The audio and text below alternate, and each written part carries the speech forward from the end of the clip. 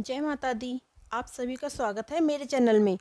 आज हम सुनेंगे आशा भोगती व्रत की कथा और जानते हैं इस व्रत को करने की विधि।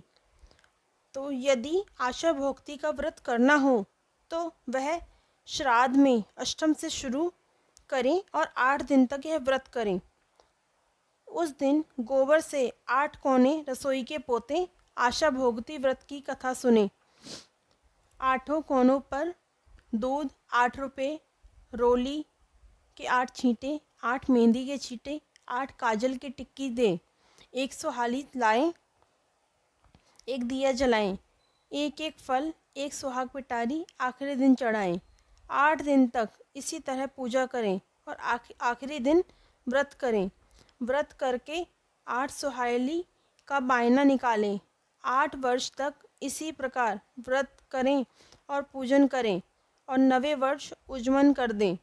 8 दिन तक आशा भोगती की पूजा करें। 9वें में उजमन करें, तब उसी प्रकार पूजा करें। 8 सुहाग पिटारी जिसमें सुहाग की सारी चीज़ें हों डाल दें। 1 सुहाग पिटारी और लें जो सासू जी के पैर छूकर उन्हें दे दें। 8 सुहाग पिटारी में 8 सुहाली भी डाल दें। बाद में सुहागन औरतों को खाना खिलाकर 8 को सुहाग पिटारी दें और पैर छूकर दक्षिणा दें। आशा भोगती की पूजा करने के बाद कहानी सुने। ये थी व्रत करने की विधि। अब सुनते हैं आशा भोगती व्रत की कहानी। कथा प्रारंभ। एक हिमाचल का राजा था जिसके 2 लड़कियां थीं। एक का नाम गौरा था और एक का नाम पार्वती था। एक दिन राजा ने अपनी दोनों लड़कियों को बुलाकर पूछा कि तुम किसके भाग का खाती हो। तब पार्वती जी बोली, मैं अपने भाग का खाती हूँ। और गौरा बोली कि मैं तो आपके भाग का खाती हूँ। राजा ने ब्राह्मण को बुलाकर कहा कि पार्वती के लिए भिखारी वर ढूंढना और गौरा के लिए राजकुमार ढूंढना। जब ब्राह्मण ने गौरा के लिए सुंदर राजकुमार को ढूंढा और पार्वती जी के लिए बूढ़े भिखारी का भेष भरकर आए, शिवजी को उनसे ब्याहने का वचन दे दिया। राजा ने पार्वती जी की शादी के लिए कुछ भी तैयारी नहीं करी और गौरा के लिए बहुत सी विवाह की तैयारी करी। जब गौरा की बारात आई तो बारात की बहुत खातिर करी और बहुत धूमधाम से शादी करी। परंतु जब पार्वती जी की बारात आई तो कुछ भी नहीं किया, बस कन्यादान दे दिया। शिवजी पार्वती जी को लेकर कैलाश पर्वत पर चले गए। जब पार्वती जी जाने लगी तो जहाँ पर पाँव रखती वहीं से दूब घास जल जाती।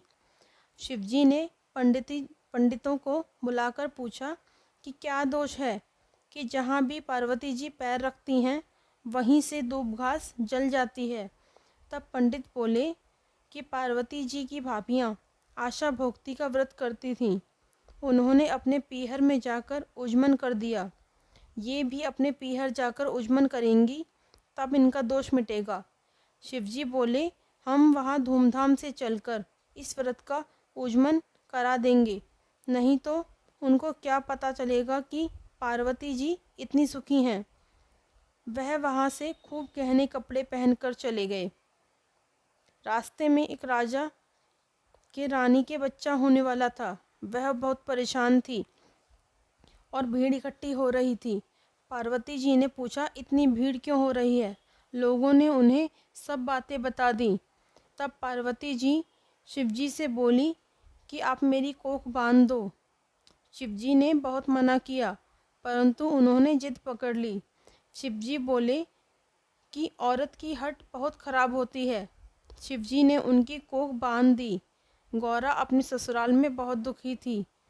पार्वती जी जब अपने पीहर गईं तो किसी ने उनको नहीं पहचाना।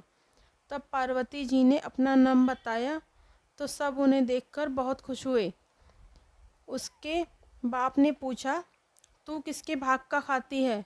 तब पार्वती जी बोली, मैं अपने भाग का खाती हूँ, तभी तो इतनी खुश हूँ। वहाँ उसकी भाभियाँ आशा भोगती का उजमन कर रही थीं। तब पार्वती जी बोली कि मैंने उजमन की तैयारी नहीं की है, नहीं तो मैं भी उजमन कर देती। तब भाभियाँ बोली, तुम्हारे पास किस चीज़ की कमी है? यह शिवजी अपने आप ही सब तैयारी कर देंगे, उन्हें तो कहने भर की देर है। तब उसकी भाभियाँ दासी से बोली कि शिवजी कुएं पर बैठे हैं, उनसे जाकर कह दो कि पार्वती जी के आशा भोक्ति के व्रत के उजमन की तैयारी करनी है। तब दासी ने शिवजी से सारी बात कह दी। फिर शिवजी ने एक अंगूठी दी और कहा कि उससे जो भी मांगोगे मिल जाएगा। फिर दासी ने वह अंगूठी लाकर पार्वती जी को दे दी और पार्वती जी ने ठीक तरह से तैयारी कर ली। 8 सुहाग पिटारी मंगवाई, 8 तिल, 8 गहने, 8 पोली, 8 नथ, सोहाली, चूड़ा, नाल डाली, रोली, मेहंदी, सिंदूर, काजल, टीकी, शीशा और सुहाग की सभी चीज़ें डाल दी। एक सुहाग पिटारी सासू जी को देने के लिए अलग से तैयार कर ली। तब भाभियाँ बोलीं कि हम तो 8 महीने से तैयारी कर रहे हैं, तब भी इतनी तैयारी नहीं हुई और इसने तो थोड़ी ही देर में इतनी तैयारी कर ली। शिवजी ने पार्वती जी से कहा कि अब घर चलो। तब ससुर जी ने शिवजी को जीमने के लिए बुलाया तो शिवजी खूब गहने पहनकर और छोटा सा रूप बनाकर बड़े धूमधाम से जीमने गए।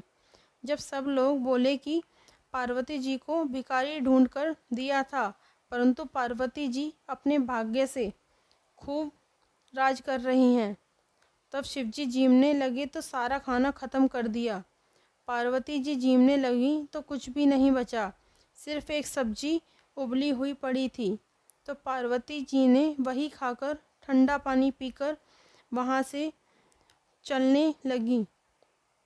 रास्ते में खूब गर्मी थी तो वह एक पेड़ के नीचे बैठ गईं। तब शिवजी ने पूछा कि तुम क्या खाकर आई हो? तब पार्वती जी बोली, जो तुमने खाया है वही मैंने खाया है। परंतु शिवजी तो सब जानते थे। शिवजी हंसने लगे और बोले, तुम तो सब्जी खाकर आई हो और पानी पीकर आई हो। तो पार्वती जी बोली, आपने तो मेरा पर्दा खोल दिया, लेकिन किसी और का पर्दा मत खोलना। बाद में जब वे आगे गए तो जो दूब सूख गई थी वह हरी हो गई। तो शिवजी ने सोचा कि दोष तो मिट गए। तो पार्वती जी ने पूछा कि महाराज यह क्या हो रहा है? तो शिवजी बोले कि यह वही रानी है जो दुख पा रही है। अब इसके लड़का हो गया, इसलिए कुआं पूजने जा रही है। तो पार्वती जी बोली कि महाराज मेरी कोख तो खोलो। तब शिवजी बोले, मैंने तो पहले ही कहा था कि कोख मत बनवाओ, लेकिन तुमने जिद कर ली।